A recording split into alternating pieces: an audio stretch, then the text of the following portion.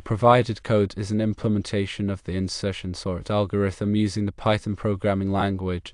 Insertion sort is a simple sorting algorithm that builds the final sorted array one item at a time.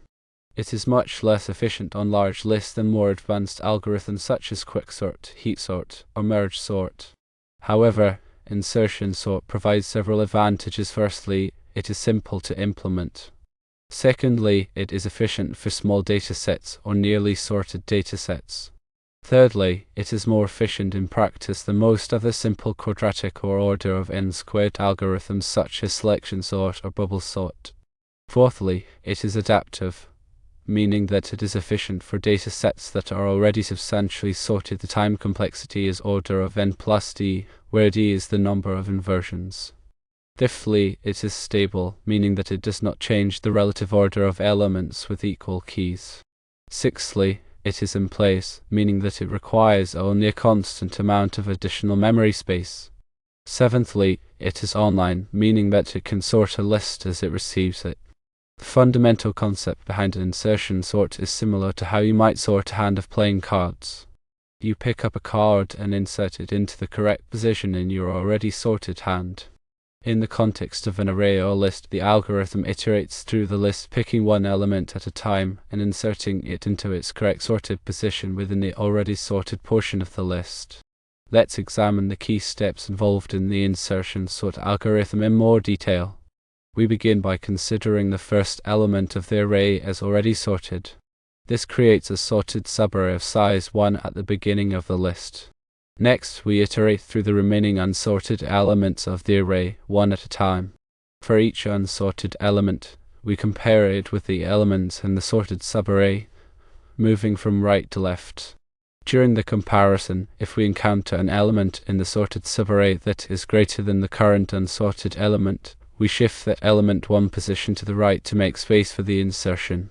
We continue shifting elements until we find the correct position for the unsorted element, which is either the beginning of the sorted subarray or a position where the element to the left is smaller than or equal to the unsorted element.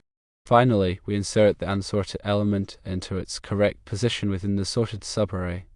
This expands the sorted subarray by one element, and we repeat the process for the remaining unsorted elements. The algorithm continues until all elements have been inserted into their correct positions, resulting in a fully sorted array. Let us look at a basic example. Consider the unsorted array 5, 2, 4, 6, 1, 3. Firstly, we begin with the second element, which is 2. Compare 2 with the first element 5. Since 2 is less than 5, shift 5 to the right. Insert 2 in the first position. The sorted portion is now 2, 5. The remaining unsorted portion is 4, 6, 1, 3. Secondly, consider the next unsorted element, 4. Compare 4 with 5. Since 4 is less than 5, shift 5 to the right. Compare 4 with 2. Since 4 is greater than 2, insert 4 in the current position. The sorted portion is now 2, 4, 5. The remaining unsorted portion is 6, 1, 3. Thirdly, consider the next unsorted element, 6. Compare 6 with 5. Since 6 is greater than 5, it is already in the correct position. The sorted portion remains 2, 4, 5, 6. The remaining unsorted portion is 1, 3. Fourthly, consider the next unsorted element, 1. Compare 1 with 6, 5, 4, and 2. Since 1 is less than all of these, shift each element one position to the right until you reach the beginning. Insert 1 in the first position. The sorted portion is now 1, 2, 4, 5, 6.